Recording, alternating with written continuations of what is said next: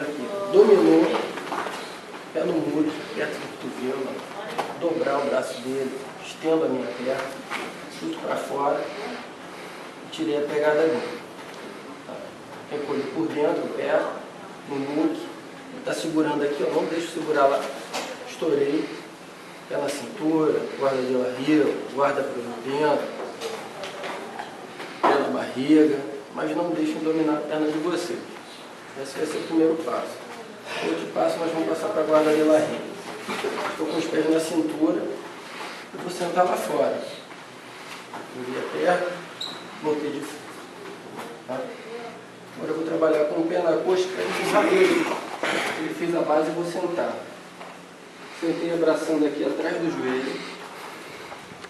Dominei a manga dele. Palma da mão no chão para ajudar a fugir o quadril. O gancho pela frente. Entrei o gancho pela frente, agora eu vou começar a raspar. Vou dominar próximo ao ombro dele aqui, ó, venho trazendo ele para mim. Quando ele botar a mão no chão, eu uso o gancho para jogar ele.